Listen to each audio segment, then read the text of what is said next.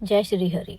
भाइयों और बहनों, आज हम बात करेंगे उस विशेष एकादशी की जिसे इंदिरा एकादशी के नाम से भी जाना जाता है। यह एकादशी श्राद्ध पक्ष में आती है और इसका महत्व इतना अधिक है कि इसे पितरों की मुक्ति की एकादशी भी कहा जाता है। कहा गया है, पितृ प्रसन्न हो तो देवता प्रसन्न, और देवता प्रसन्न तो स्वयं भगवान विष्णु प्रसन्न। आज की इस वीडियो में हम जानेंगे इंदिरा एकादशी का महत्व, व्रत की कथा, पूजा विधि और क्या करना चाहिए और क्या नहीं करना चाहिए, और व्रत के फल, और सबसे जरूरी यह व्रत हमारे पितरों की शांति के लिए क्यों इतना आवश्यक है। तो आइए श्रद्धा और विश्वास के साथ इस दिव्य यात्रा की शुरुआत करते हैं। श्राद्ध पक्ष और एकादशी का महत्व। श्राद्ध का अर्थ है श्रद्धा से किया गया कार्य। पितृ पक्ष में हम अपने पितरों को याद करते हैं, उन्हें जल, तर्पण और पिंडदान अर्पित करते हैं। यही समय है जब हम अपनी जड़ों को सींचते हैं, जैसे पेड़ जड़ों से पानी लेकर हरा भरा होता है। अब सवाल उठता है, श्राद्ध पक्ष में आने वाली एकादशी ही क्यों विशेष होती है? क्योंकि हर एकादशी विष्णु भगवान को समर्पित होती है, लेकिन पितृपक्ष की इंदिरा एकादशी हमारे पितरों की आत्मा को विष्णु भगवान की शरण में भेजने का मार्ग बनाती है। तो आइए हम कथा शुरू करते हैं। सतयुग में महिष्मती नगरी में राजा इंद्रसेन राज करते थे।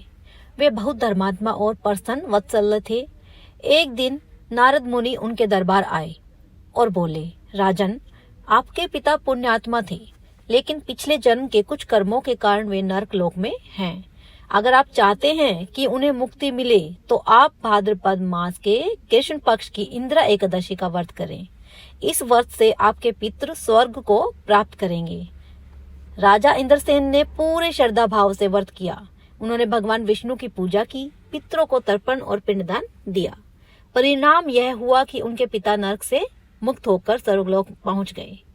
यह कथा हमें सिखाती है, इंदिरा एकादशी का व्रत केवल हमारे पितरों की मुक्ति ही नहीं करता, बल्कि हमें भी धर्म, सुख और मोक्ष प्रदान कराता है। आइए बात करते हैं पूजा विधि की।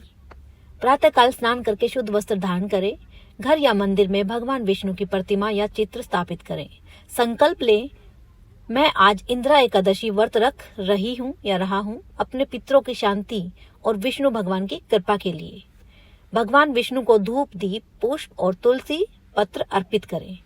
तर्पण करें, जल, तिल और कुशा अर्पित करें और पितरों का नाम लें। पिंडदान करें, चावल, तिल और घी से बने पिंड पितरों को अर्पित करें। ब्राह्मण को भोजन कराएं और दक्षिणा दें। पूरे दिन उपवास करें या केवल फलाहार करें। रात में विष्णु भगवान का नाम जप करें।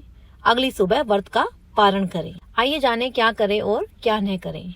करने योग्य कुछ बातें हैं, जैसे गंगा जल, तुलसी पत्र और तिल का प्रयोग करें।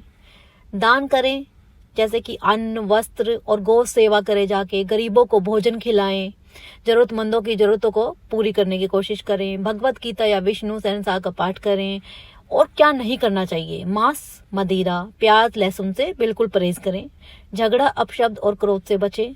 कोई नया काम या बड़ा सौदा न करें। तो आइए जानते हैं व्रत क्यों जरूरी है पितरों की शांति के लिए। श्राद्ध पक्ष का मुख्य उद्देश्य है पितरों की आत्मा को तृप्ति देना, लेकिन इंदिरा एकादशी का महत्व सबसे ऊपर है, क्योंकि इस दिन किया गया तर्पण और व्रत पितरों को विष्णु लोक की ओर अग्रसर करता है। जिन आत्माओं को शांति नहीं मिली, वे इस दिन के व्रत से नरक या प्रेत योनि से मुक्त हो जाते हैं। जब पितृ प्रसन्न होते हैं तो उनकी कृपा से घर परिवार में दरिद्रता, रोग और कलेश समाप्त हो जाते हैं।